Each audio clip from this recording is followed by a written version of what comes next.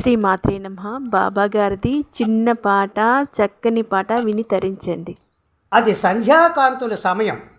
ఆ సమయంలో కొంతమంది బోయీలు పల్లకీని మూసుకుంటూ ఆ పల్లె ప్రాంతం వైపు వస్తూ ఉండగా అక్కడ ఆసీనులైనటువంటి ఆ పల్లె ప్రజలు ఆ పల్లకీలో వేంచేస్తున్నటువంటి కోటి సూర్య వెలుగులు సమానమైనటువంటి దివ్య తేజస్సుతో ఉన్నటువంటి యోగి పుంగవుని చూసి ఈ విధముగా అడుగుచున్నారు. ఏ విధంగా అంటే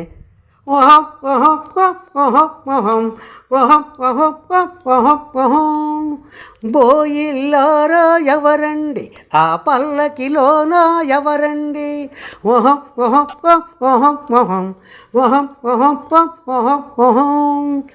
బోయిల్లారా ఎవరండి, ఆ పల్లకిలోన ఎవరండి.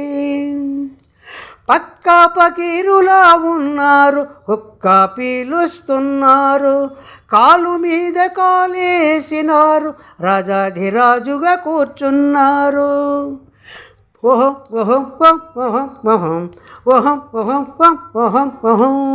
బోయిల్లారా ఎవరండి, ఆ పల్లెకిలోన ఎవరండి. 6 అడుగుల పొడుగున్నారు, దివ్య వెలుగుతో వస్తున్నారు, మహారాజులా కూర్చున్నారు, నవ్వుతూ మనలను చూస్తున్నారు.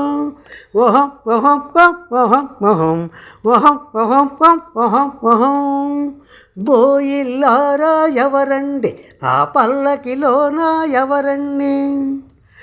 చొక్కా చినిగిపోయిన గాని చొక్కై వెలిగిపోతున్నారు, సటకా పట్టుకు కూర్చున్నారు, సర్వేశ్వరుడై ఉంటారు.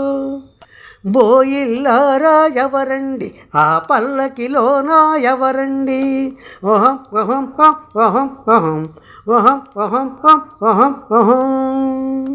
అని ఈ విధముగా ఆ పల్లె ప్రజలు ఆ బోయీలను ప్రశ్నించినప్పుడు తిరిగి ఆ బోయీలు ఈ విధముగా బదులు పలుకుతున్నారు. ఏమని? సాయిబాబా పేరండి, సిరిడి గ్రామం ఊరండి, సాయిబాబా పేరండి, సిరిడి గ్రామం ఊరండి, ఓంకారములో ఉంటారు, ఓంకారం నుండొచ్చారు.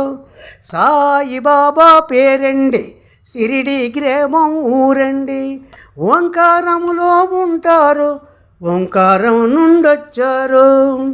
తెలిసిందయ్యా తెలిసింది, ఎవరో ఏమిటో తెలిసింది, అతడే సద్గురు సాయినాథుడు, లోకాలేలే సిరిడినాథుడు.